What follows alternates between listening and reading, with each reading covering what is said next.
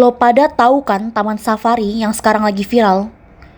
Ini kejam banget sumpah. Ada kasus eksploitasi yang mereka lakukan di beberapa puluh tahun lalu, sekitar tahun 70-80-an. Nah, semua ini bermula ketika beberapa mantan pemain sirkus yang tadinya tergabung dalam Oriental Circus Indonesia atau OCI mencari keadilan dan menceritakan pengalaman pahit mereka selama bekerja di sana. Mereka mengaku bahwa kekerasan fisik, eksploitasi, diperlakukan tidak manusiawi dan bahkan mereka tidak pernah digaji. Pelatihan itu memang seringkali suka ada perlakuan kasar gitu. Jadi semena-mena mereka aja mau tindak kekerasan gitu ya. Ya seperti dipukulin kalau ada salah apa sedikit dipukul gitu. Oriental Circus Indonesia atau OCI adalah kelompok sirkus legendaris yang pernah menghiasi dunia hiburan tanah air. OCI ini didirikan oleh seorang pria berasal dari Shanghai, Tiongkok yang bernama Hadi Manansang. OCI didirikan pada tahun 1967 yang awal mulanya bernama Bintang Akrobat dan Gadis Plastik. Saat namanya masih bernama Bintang Akrobat dan Gadis Plastik, Hadi mengajak ketiga orang putranya yaitu Jansen Manansang, Franz Manansang, dan juga Tony Lumampau yang saat itu masih berusia 7 tahun untuk menjadi pemain akrobat. Ketika namanya berubah menjadi Oriental Circus Indonesia, konsepnya juga ikutan berubah menjadi sirkus. Jadi ada atraksi lain mulai dari flying trapeze, badut, juggling, sulap, akrobat, dan juga atraksi hewan liar. Ketika adanya perubahan ini, ketiga anak tersebut ikut serta dalam manajemen sirkus seperti pemain sirkus, melatih satwa, dan menyediakan konsumsi. OCI mencapai masa kejayaannya di tahun 1980 hingga 2000-an, dan mereka bisa tur hingga 15 kota. Selama beroperasi, OCI telah melakukan 40.000 pertunjukan dan menghibur lebih dari 17 juta penonton. Dan sejak Desember 2019, OCI sudah tidak beroperasi lagi karena kejayaan mereka terus memudar. Meskipun sudah tidak beroperasi lagi, ingatan luka yang dialami oleh mantan pemain sirkus masih membekas hingga saat ini. Mereka masih mencari, menuntut keadilan, dan meminta pertanggungjawaban sebagaimana layaknya hukum yang ada di Indonesia. Selasa 15 April 2025 kemarin, beberapa mantan pemain OCI melakukan audiensi bersama Kementerian Hak Asasi Manusia. Mereka membeberkan bahwa semua pertunjukan di panggung tidak sesuai realita di balik panggung. Pengakuan tersebut membuat Komnas HAM mengeluarkan pernyataan resmi bahwa saat OCI beroperasi, mereka telah melakukan pelanggaran HAM terhadap para pekerjanya. Perlu diketahui, hal ini sudah pernah dilaporkan pada tahun 1997 oleh salah satu korban. Para korban mengaku mereka telah direkrut sejak usia dini, kebanyakan saat masih bayi dengan modus adopsi. Para korban ini mengaku selama latihan mereka sering kali mendapat kekerasan fisik, bahkan udah kayak makanan sehari-hari. Selama bekerja mereka tidak pernah digaji, tidak pernah disekolahkan, dan bahkan mereka tidak tahu identitas aslinya mereka. Siapa mereka, siapa orang tua mereka tidak tahu sama sekali. Seingat saya di tahun 1976 itu Pak Jansen dengan istrinya datang ke rumah saya. Saya nggak ngerti itu dia sama orang tua saya berbicara seperti apa. Setelah itu saya dibawa naik ke mobilnya dia. Bawa ke mobil dia, dikunci terus dia bawa saya ke rumah Balikpapan, Jalan Balikpapan, daerah Petojo. Sampai itu udah kita dibawa ke sirkus. Dibawa ke sirkus itu saya disuruh nonton sirkus. Saat itu saya lihat kok banyak anak-anak kecil juga seusia saya. Berapa gitu. Waktu itu? Mungkin sekitar 3 atau 4 tahun ya, saya juga nggak tahu ya, masih kecil kok. Terus abis saya nonton itu sirkus banyak anak-anak kecil juga yang main ya. Terus saya takut, saya nangis. Kan ini malam, saya mau pulang. Saya panggil mama gitu. Terus akhirnya saya disuruh masuk ke dalam. Di tenda itu seperti ada ruangan ya buat tidur anak-anak itu, satu mobil tuh gelap. namanya Mercedes dulu kalau saya bilang ya, dimasukin situ, saya nangis, terus akhirnya karena capek ya mungkin ya, ketiduran besok paginya. Saya tuh bangun pagi jam 5-an ya kurang lebih, itu seperti kakak-kakaknya semua, ada senior-senior itu ya, kita ikut-ikut aja udah, waktunya cuci muka, waktunya sikat gigi ya itu kita ikut-ikut. Habis itu kita dilatih seperti apa namanya, latihan dasar handstand, itu kaki diangkat ke atas, dipegangin. Itu selama mungkin tangan tuh masih kecil ya, umur 3-4 tahun itu udah harus dipaksa dilatih sampai tangan itu bengkok-bengkok gitu. Begitu. Jadi dari kecil memang sudah diambil dari orang tua, tapi orang tua tidak mengetahui bahwa harus berlatih sirkus. Tidak tahu. Oke. Bilangnya sama orang tua itu mau diangkat jadi anak. Jadi anak angkat, Ya, tapi mau ternyata disekolahkan. dikerjakan. Iya, mau disekolahkan ke luar negeri. Oh, oke, baik. Mungkin Mbak Vivi bisa cerita, kalau dari Mbak Vivi ceritanya sama tidak dengan Mbak Lisa? Kalau saya nggak kenal sama orang tua sama sekali. Saya juga diambil dari mana, benar-benar blank, nggak tahu. Bukan blank ya, nggak benar-benar nggak tahu. Gitu, karena saya dari tahu-tahu udah ada di Pondok Indah sekitar, kata senior saya sih sekitar umur 2 tahun itu udah mulai latihan saya. Oke, tapi ingat tidak ketika sadar sudah ada di permainan sirkus, usianya waktu itu berapa, Mbak? Saya pertama latihan itu sekitar kurang lebih 2 tahunan. Tapi masih tahun? yang standar ya latihannya. Sebenarnya masih banyak detail dari kasus ini, tapi intinya Taman Safari Indonesia menegaskan bahwa mereka tidak ada kaitan hubungan bisnis dengan OCI. OCI dan Taman Safari adalah dua badan hukum yang berbeda. Di sisi lain, keluarga pendiri Taman Safari disebut sebagai pelaku dari semua ini. Bagaimana tanggapan kalian? Kalau kata gue sih, ini gila banget sumpah.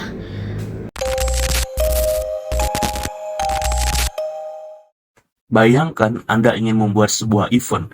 Di dalam event Anda, pasti Anda memerlukan seorang MC, tim perencana, tim pelaksana, tim sponsor, dan juga tim dokumentasi. Serta yang paling penting ialah para pengunjung ataupun penggemar ataupun penikmat dari event Anda. Tanpa adanya orang-orang yang saya sebutkan barusan, event Anda tidak akan bisa berjalan secara baik ataupun maksimal. Jelasnya di sini mereka memiliki kekuatannya tersendiri dan pastinya mampu mempengaruhi jalannya event Anda. Sederhananya, apa yang sudah saya berikan barusan merupakan analogi sederhana dari stakeholder. Freeman 1984 mengatakan bahwa stakeholder adalah siapapun, entah itu individu atau kelompok, yang dapat mempengaruhi atau dipengaruhi oleh pencapaian tujuan organisasi. Nah, pada kes kita kali ini ialah Taman Safari Indonesia. Kita akan membahas stakeholder-stakeholder yang memiliki hubungan langsung dengan Taman Safari Indonesia secara eksternal. Yang pertama adalah Vivi, Ida, dan juga Batet selaku mantan anak sirkus ataupun korban. Di sini mereka adalah pelapor utama yang membuka dugaan pelanggaran HAM. Mereka di sini berposisi sebagai whistleblower dengan kepentingan mendapatkan pengakuan, keadilan, dan kompensasi. Salah satunya menuntut ganti rugi sebesar 3,1 miliar rupiah. Sebuah angka yang sangat fantastis. Dan juga mereka di sini memiliki sebuah pengaruh yang bisa dikatakan tinggi, terutama karena narasi mereka yang menjadi titik api yang memicu krisis reputasi terhadap Taman Safari Indonesia. Mereka juga memiliki testimoni yang menyentuh isu sensitif seperti pelecehan seksual, eksploitasi anak, dan juga kekerasan, yang pastinya sangat memancing empati publik secara luas. Yang kedua ialah Komnas HAM. Mereka di sini menjadi sebuah lembaga negara yang memantau pelaporan dugaan pelanggaran HAM sejak 1997. Mereka berusaha untuk menjadi netral formal, tapi secara moral mereka memihak kepada korban. Mereka menjaga kredibilitas lembaga HAM, mendorong proses hukum atau resolusi etik. Pengaruh mereka sendiri bagaimana? Nah, pengaruh dari Komnas HAM ini juga sama halnya seperti Vivi, Ida, dan juga Batet, yaitu tinggi. Walau tidak bertindak secara hukum langsung, Komnas HAM memberi legitimasi moral terhadap aduan korban. Mereka dinilai pasif selama 2 dekade hanya memantau, tidak bertindak aktif. Masuk kepada stakeholders yang ketiga, yaitu ada media. Medianya di sini mencakup podcast, sosial media, dan juga pers online. Mereka menjadi sebuah kanal penyebaran informasi dan juga viralitas dari kasus ini. Walaupun di sini bisa dikatakan mereka itu cenderung pro kepada korban. Terlagi dengan adanya bumbu-bumbu empati yang bertebaran, ini membuat opini publik, terutamanya pada kanal-kanal tersebut, merasa bahwa hati mereka itu terdorong. Dalam artian di sini empati mereka menghadirkan rasa simpati yang kuat, terutama sebagai sesama masyarakat. Mereka di sini memiliki kepentingan untuk engagement, traffic, dan penyampaian narasi human interest. Dari segi pengaruhnya sendiri sudah pasti sangat-sangat tinggi, menjadi pemicu eskalasi publik sejak korban tampil di podcast seperti milik Deddy Corbuzier. Tidak semua media lakukan verifikasi ketat karena adanya juga penyebaran informasi yang bias atau sepotong-potong atau hoax. Yang keempat, ada LSM atau NGO, Perlindungan Anak, dan HAM. Peran mereka sendiri adalah menjadi advokasi independen potensial. Posisi mereka berpihak pada korban. Dengan tujuan mereka sendiri untuk memastikan bahwa eksploitasi anak dan pelanggaran HAM ditangani dengan serius. Walaupun pengaruh mereka bisa dikatakan adalah sedang, tapi mereka dapat meningkat jika mereka melakukan investigasi independen atau kampanye secara publik. Dan masuklah kita kepada poin yang kelima, yaitu adalah public atau netizen. Public dan netizen menjadi sebuah stakeholders yang rasanya sepertinya tidak perlu kita pertanyakan gitu. Meskipun mereka di sini kebanyakan menjadi seorang penonton dan konsumen utama untuk atraksi dari Taman Safari Indonesia, sekaligus suara kolektif sosial. Nah, posisinya di sini, publik sendiri mayoritas simpatik terhadap korban. Dengan kepentingan etika hiburan, perlindungan anak, dan tanggung jawab sosial perusahaan. Pengaruh mereka juga sangat tinggi, terutama mereka ini kan publik ya, atau netizen ya.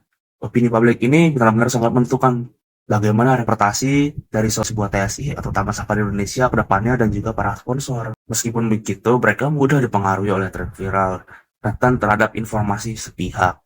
Itu adalah sesuatu yang sangat disayangkan sekali ya, saudara-saudari sekalian. Baik, kita maju kepada poin yang ke-6, yaitu pemerintah atau Kemensos, KPAI, Kemenkraf, dan sebagainya. Mereka adalah regulator, pelindung hak anak, dan pemegang otoritas legal. Posisi mereka sama seperti Komnas HAM, yaitu mereka menjadi netral pasif untuk saat ini ya. Kita tidak tahu bagaimana ke depannya, apakah mereka akan membuang netral pasif mereka ataupun tidak. Dan dari mereka sendiri belum terlihat nih langkah aktifnya bagaimana. Walaupun kepentingan mereka juga sebenarnya dapat kita lihat gitu, yaitu menjaga citra negara dan memastikan industri pariwisata atau hiburan sesuai standar HAM.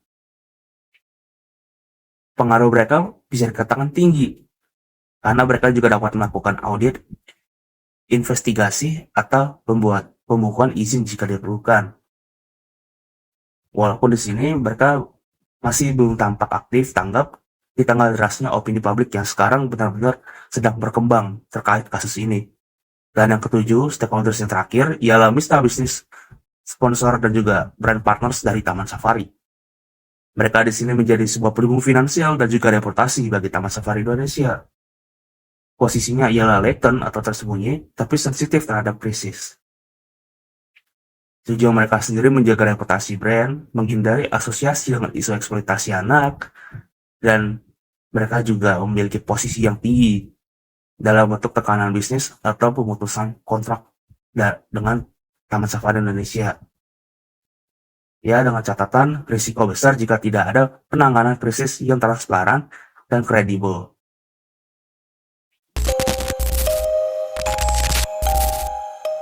Selain Oriental Sirkus Indonesia Taman Safari melaporkan dugaan kekerasan dan eksploitasi telah terjadi sejak puluhan tahun. Bahkan beberapa korban mengaku tidak mengetahui asal-usul keluarganya karena sudah dilatih bermain sirkus sejak kecil. Ini adalah suara para korban yang akhirnya berani berseru setelah 50 tahun dibungkam, hingga menimbulkan dampak di berbagai bidang seperti politik, ekonomi, sosial, dan sebagainya. Dampak politik, lambatnya respon pemerintah dan undang-undang yang tertinggal. Ini adalah ujian berat bagi penegak HAM di Indonesia. Meski laporan pertama sudah masuk sejak 1997 ke Komnas HAM, namun seperti roda yang berputar di tempat. Proses hukum mandek dengan alasan kurang bukti. Baru di era media sosial 2024, ketika video kesaksian Vivi tentang penyutupan viral di TikTok, pemerintah baru mulai bergerak. Sebuah pertanyaan menggantung, apakah hak asasi manusia harus menunggu menjadi trending topik dulu sebelum ditindaklanjuti? Yang lebih memprihatinkan, Komnas HAM sebenarnya telah merekomendasikan penyelesaian kasus ini sejak 1999, termasuk mempertemukan korban dan keluarga asli, dan memberikan kompensasi. Namun rekomendasi ini menguap begitu saja, seolah menjadi dokumen rahasia yang terkubur di lemari arsip. Padahal Undang-Undang Nomor 39 Tahun 1999 tentang HAM sudah jelas mengatur perlindungan terhadap penyiksaan dan perbudakan. Ini menunjukkan bukan hanya sekedar regulasi, tetapi lebih pada kemauan politik dan konsistensi penegakan hukum yang lemah. Dampak ekonomi, bisnis keluarga berbasis eksploitasi. Di balik tawa penonton, ada hitungan ekonomi kelam. Oci dan Taman Safari disebut-sebut menghemat miliaran rupiah, sehingga anak-anak seperti Butet harus makan makanan hewan untuk bertahan hidup. Masa kecil kita makan nasi bungkus semuanya di sana. Saya ambil masakannya bos, daging empal. Itu saya ketahuan, saya tidak ngerti buat mereka itu sangat fatal. Kesalahan saya itu, saya juga tidak paham. Karena saya masih kecil, itu sekitar umur 9 tahun. Saya tidak tahu, tapi saya langsung dijejelin, dipegangin, jejelin kotoran gajah itu. Ironisnya, uang saku hanya 5.000 per bulan yang mereka terima tak cukup membeli sebotol air mineral di lokasi pertunjukan mereka sendiri. Anak-anak dipekerjakan sejak bayi, sementara hewan atraksi jadi mesin uang. Kini tuntutan restitusi sebesar 3,1 miliar mengancam reputasi bisnis keluarga Manansang. Tapi apakah uang bisa mengembalikan 50 tahun hidup yang direnggut dari korban? Analisis keuangan menunjukkan pola yang sistematis. Dengan 40.000 pertunjukan dan 17 juta penonton selama operasi Ronald Oci, bisnis ini diperkirakan menghasilkan triliunan rupiah, namun tak sepeser pun masuk sebagai tabungan pendidikan untuk anak-anak pekerja, yang justru siklus eksploitasi turun-temurun. Ketika korban seperti Butet melarikan diri, anaknya, Debbie, langsung diambil alih untuk menurunkan tradisi sirkus ini. Bukan bisnis biasa, melainkan sistem perbudakan modern yang dikemas dalam kemasan hiburan keluarga. 3. Dampak sosial. Budaya feodal dan trauma lintas generasi. Korban seperti Butet dan Vivi adalah cerminan kegagalan sistem. Diambil dari keluarga miskin dengan janji sekolah. Mereka justru dipukuli jika tak tersenyum di panggung. Yang lebih miris, anak-anak korban seperti Debbie juga dilahap oleh mesin sirkus yang sama. Masyarakat dulu diam, tapi kini bergerak dengan tegar Justice for Oci viral di Twitter. Budaya feodal yang menganggap anak sebagai urusan pribadi, inilah yang memungkinkan kekejaman ini bertahan selama setengah abad tanpa perlawanan. Trauma yang ditinggalkan bukan hanya fisik. Psikolog anak mencatat bahwa para korban mengalami gejala PTSD kompleks.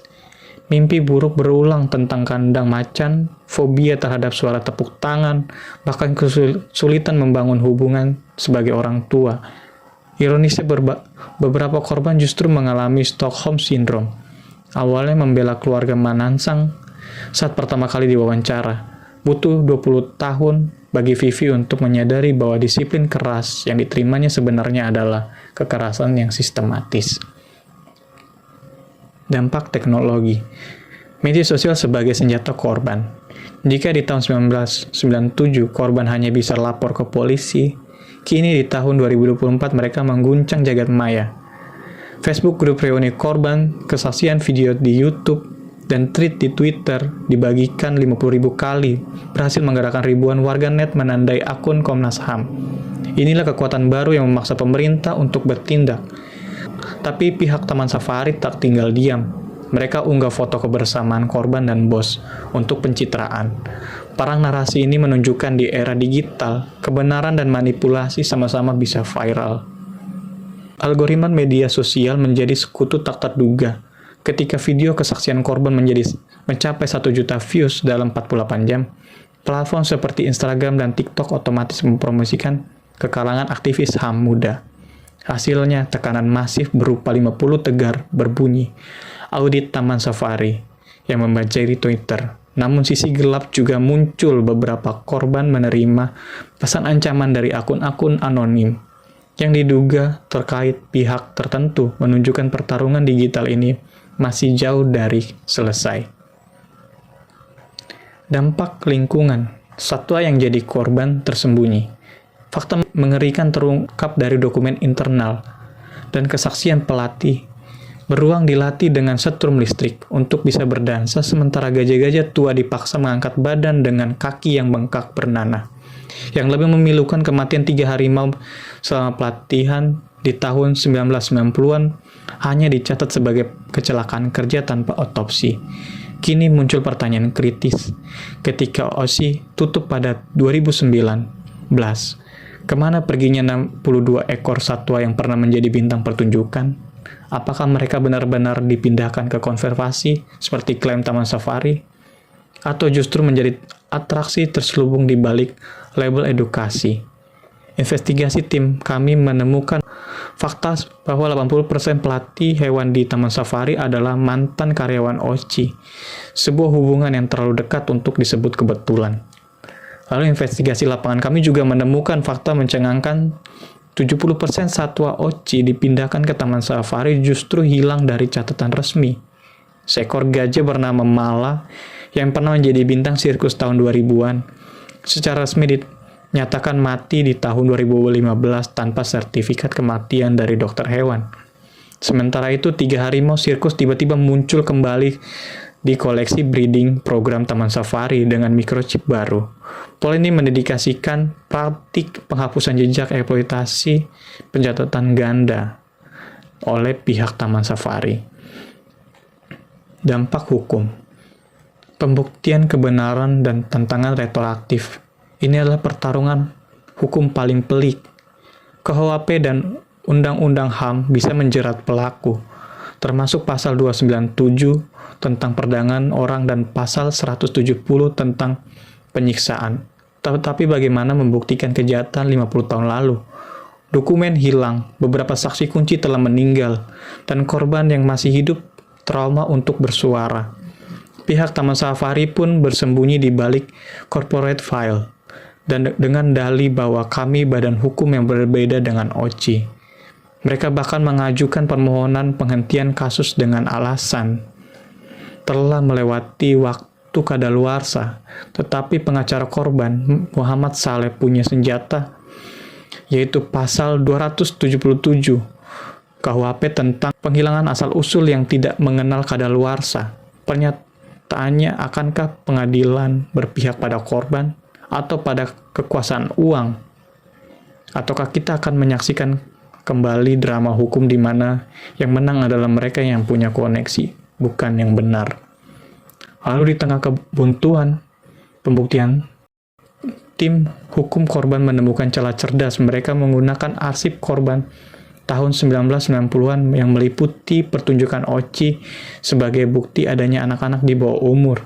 Sementara dokumen perjalanan keliling sirkus menjadi alat bukti pola perbudakan lintas provinsi. Meski Undang-Undang HAM nampak seperti tidak berlaku, tapi pasal 43 Undang-Undang Perlindungan Anak memungkinkan penuntutan selama korban masih di bawah 50 tahun. Ini menjadi race against time yang menentukan akhirnya nanti. Kasus ini bukan sekedar tentang masa lalu, tetapi tentang masa depan Indonesia. Jika pemerintah gagal bertindak, kita membiarkan sejarah kelam terulang. Tetapi jika keadilan ditegakkan, ini akan jadi titik balik bagi perlindungan bagi pekerja, anak-anak, dan satwa. Kami akan terus melaporkan perkembangan kasus ini. Kembali, saya ingatkan, ini bukan hanya berita. Ini adalah panggilan untuk kita bertindak.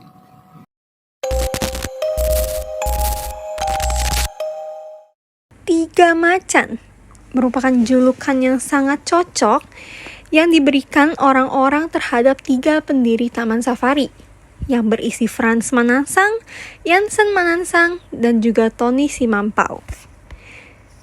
Mereka dijulukin 3 macan bukan karena alasan.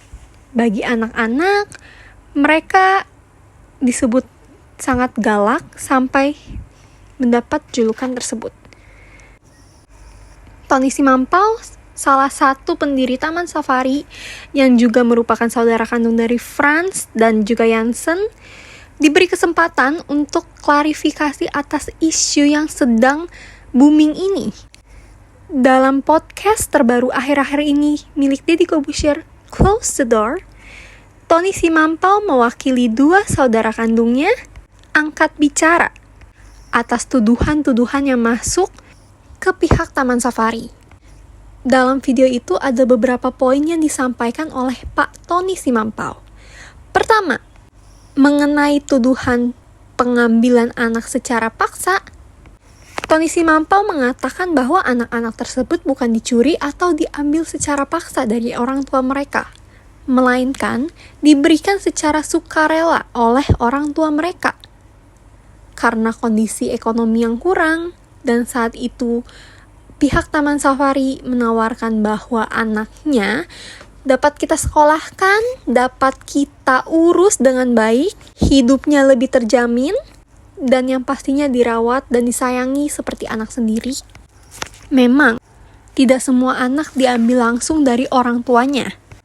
Pak Tony menyampaikan bahwa banyak anak yang diambil dari tempat-tempat yang tidak layak, seperti contohnya anak kecil yang pada saat itu bernama Butet, yang kebetulan beliau juga ikut memberikan suara dalam kasus ini sebagai korban.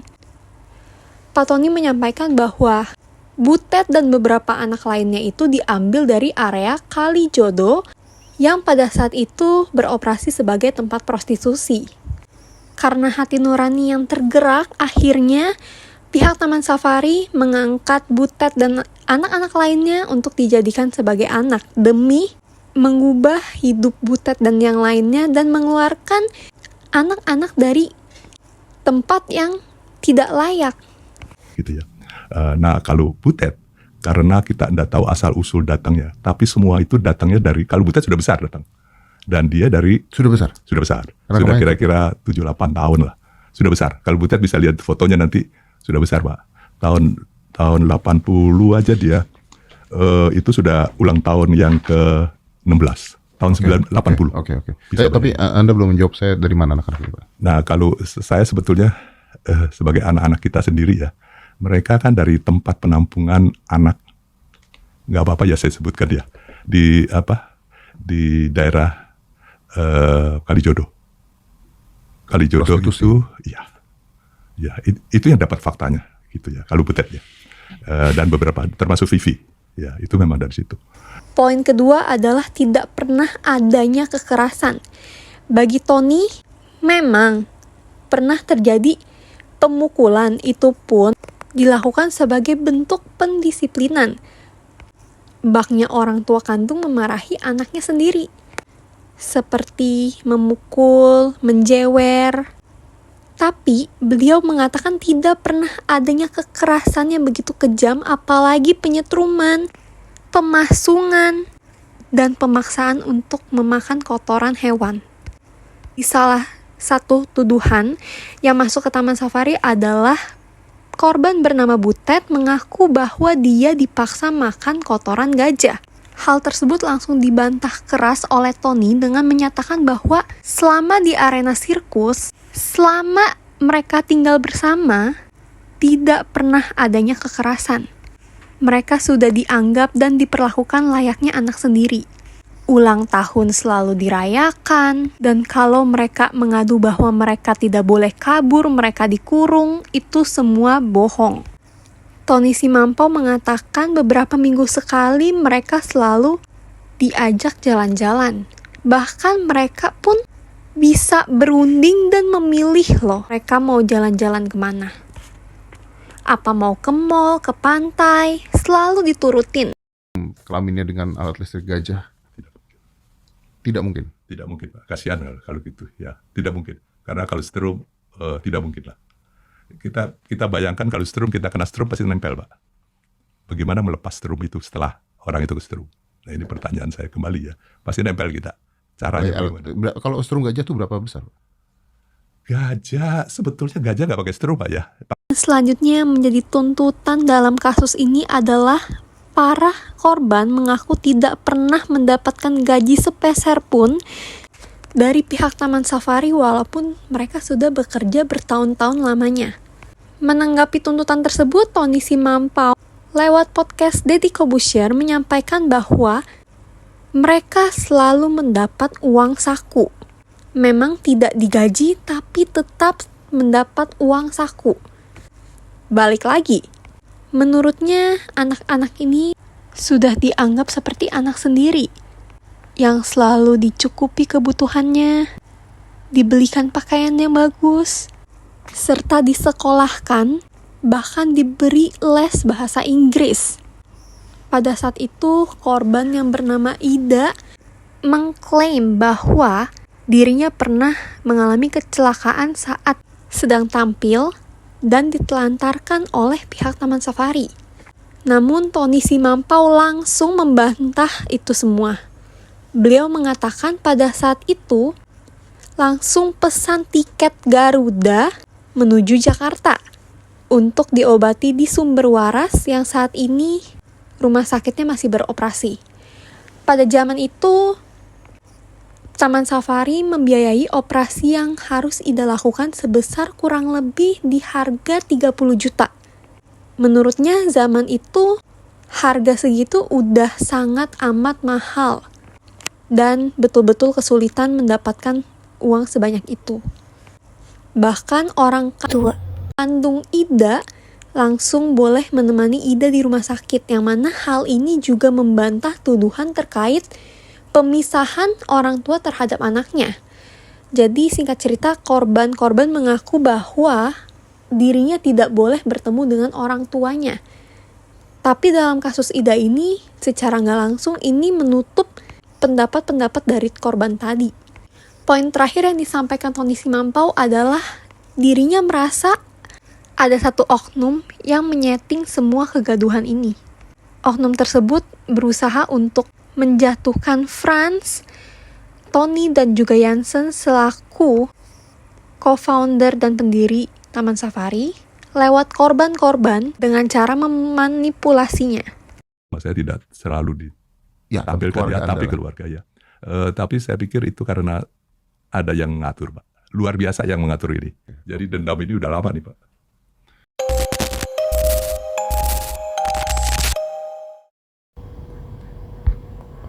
Reaksi masyarakat terhadap klarifikasi Taman Safari Indonesia terkait dugaan eksploitasi anak oleh Oriental Circus Indonesia menunjukkan ketidakpuasan dan skeptisisme yang cukup tinggi. Klarifikasi Taman Safari Indonesia yang menegaskan bahwa mereka adalah entitas terpisah dari Oriental Circus Indonesia dan tidak terlibat dalam dugaan pelanggaran tersebut tidak sepenuhnya meredakan kekhawatiran publik. Banyak warganet menilai bahwa penjelasan Taman Safari Indonesia terkesan menghindar dari tanggung jawab moral, terutama karena pertunjukan Oriental Circus Indonesia pernah berlangsung di area Taman Safari. Di media sosial muncul suruhan boikot terhadap Taman Safari Indonesia dan tuntutan agar pihak manajemen memberikan klarifikasi yang lebih transparan serta menunjukkan empati kepada korban. Kesaksian para mantan pemain sirkus yang mengungkapkan pengalaman kekerasan fisik dan eksploitasi sejak usia dini menambah tekanan publik terhadap Taman Safari Indonesia. Meskipun Taman Safari Indonesia membantah keterlibatan langsung, masyarakat tetap menuntut akuntabilitas dan keadilan bagi para korban. Menanggapi situasi ini, pemerintah melalui Kementerian HAM dan Komisi 3 DPR RI telah memanggil Taman Safari Indonesia dan Oriental Circus Indonesia untuk memberikan klarifikasi lebih lanjut. Langkah ini menunjukkan bahwa tekanan publik telah mendorong otoritas untuk mengambil tindakan serius dalam menyelidiki kasus ini. Reaksi masyarakat terhadap klarifikasi pihak Taman Safari terkait kasus dugaan eksploitasi anak cenderung beragam, tergantung pada isi klarifikasi dan persepsi publik terhadap tindakan yang dilakukan. Secara umum, reaksi yang muncul bisa meliputi kritik, kebencian, dan skeptisisme. Banyak masyarakat tetap menunjukkan kritis, terutama jika klarifikasi dianggap tidak menjawab inti masalah atau terkesan membela diri tanpa ada langkah nyata. Publik bisa meragukan ketulusan klarifikasi jika tidak disertai permintaan maaf atau tindakan yang korektif.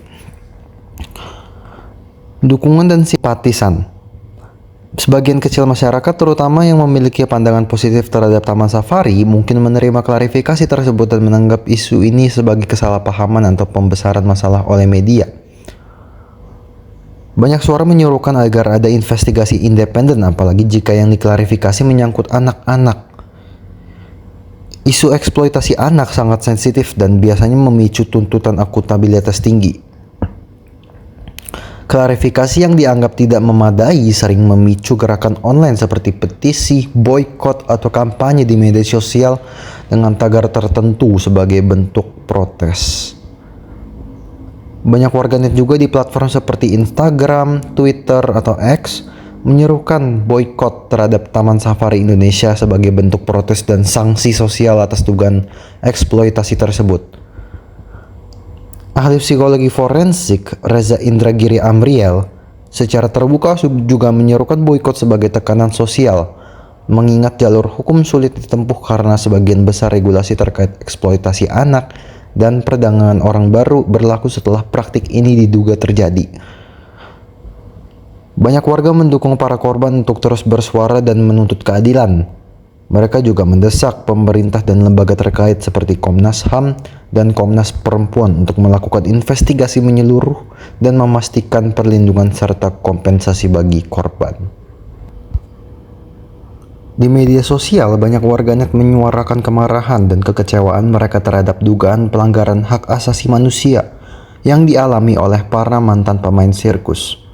Beberapa pengguna menyuruhkan boykot terhadap Taman Safari Indonesia dan menuntut pertanggungjawaban dari pihak-pihak terkait.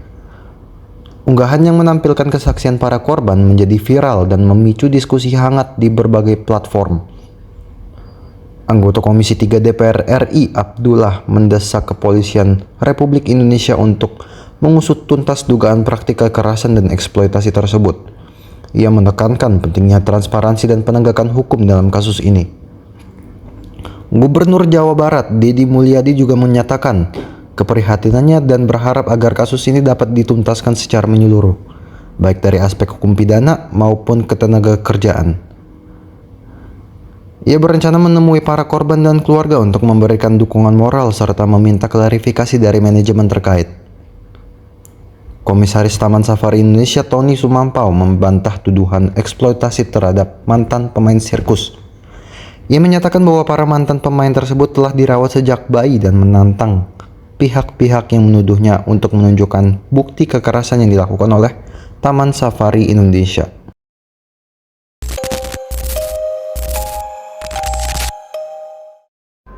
Terkait isu yang terjadi, Taman Safari Indonesia menyampaikan bahwa mereka tidak terlibat langsung dalam dugaan eksploitasi terhadap pemain sirkus. Mereka juga menolak eksploitasi dalam bentuk apapun, termasuk terhadap manusia maupun satwa, dan berkomitmen menjunjung tinggi hak asasi manusia, serta menyayangkan jika ada pihak yang merasa dirugikan dalam kerjasama terdahulu. Dalam menghadapi isu yang menerpa Taman Safari Indonesia, tentu mereka menggunakan strategi untuk menghadapi isu tersebut, di mana mereka memilih strategi respons defensif, yaitu dengan cara yang pertama, publikasi klarifikasi resmi di website dan media sosial. Taman Safari Indonesia memanfaatkan platform digital seperti website dan akun media sosial resmi untuk menyampaikan klarifikasi bahwa mereka tidak terlibat langsung maupun memiliki hubungan kerjasama aktif dengan pihak yang mengajukan aduan. Hal ini dilakukan untuk melawan penyebaran hoaks atau informasi yang tidak berdasar. Yang kedua, menegaskan identitas institusi. Dalam klarifikasinya, Taman Safari Indonesia secara aktif menegaskan kembali jati diri mereka sebagai lembaga konservasi, bukan pihak yang mengelola atau mempekerjakan pemain sirkus. Yang ketiga, menunjukkan transparansi dan kesiapan hukum. Taman Safari Indonesia menyatakan siap mengikuti proses hukum atau pemeriksaan lebih lanjut jika dibutuhkan. Ia menunjukkan bahwa mereka tidak menutupi fakta, tetapi juga menjaga posisi hukum mereka. Lalu, apa alasan mereka menggunakan strategi ini terhadap isu yang terjadi? Yang pertama, yaitu untuk menjaga reputasi perusahaan. Isu ini sangat beresiko terhadap citra Taman Safari sebagai lembaga konservasi. Dengan memberikan klarifikasi, mereka berusaha membendung asumsi negatif yang bisa menurunkan kepercayaan publik dan mitra kerja. Yang kedua, menegaskan posisi etis. Dalam strategi ini, mereka memperkuat narasi bahwa institusi mereka tidak mendukung eksploitasi dalam bentuk apapun, dan selalu beroperasi dalam koridor konservasi, edukasi, dan kesejahteraan manusia serta satwa. Yang ketiga, mengendalikan arus informasi. Klarifikasi publik yang terstruktur memungkinkan mereka mengendalikan narasi yang berkembang, terutama di media sosial dan pemberitaan online, agar isu tidak semakin membesar tanpa dasar yang jelas. Lalu, apa yang terjadi setelah isu tersebut atau pasca isu? Setelah isu tersebut, Taman Safari Indonesia melakukan beberapa langkah untuk memulihkan kepercayaan publik dan mencegah krisis serupa, yaitu dengan cara yang pertama, evaluasi internal dan audit etika kerja. Dengan meninjau ulang semua bentuk kerjasama pihak ketiga agar sesuai dengan standar hak asasi manusia dan peraturan ketenaga kerjaan. Yang kedua, kampanye citra positif. Memperkuat narasi positif melalui media sosial dan kegiatan CSR tentang konservasi satwa dan kesejahteraan kerja internal. Yang ketiga, transparansi dan koordinasi hukum. Menyatakan siap bekerja sama jika proses hukum diperlukan dan membuka komunikasi dengan pihak terkait secara terbuka.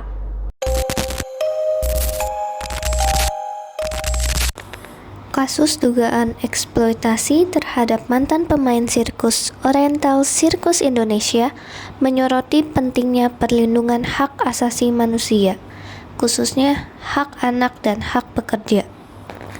Meskipun Taman Safari Indonesia membantah keterlibatan mereka, pengakuan para korban dan perhatian dari berbagai institusi negara menunjukkan perlunya investigasi menyeluruh dan independen untuk mengungkap kebenaran dan memastikan keadilan bagi para korban. Kasus ini juga menjadi momentum untuk mengevaluasi praktik kerja di industri hiburan dan memastikan bahwa tidak ada lagi pelanggaran hak asasi manusia yang terjadi di sektor ini. Sekian video dari kami. Terima kasih telah menonton. Sampai bertemu di video selanjutnya.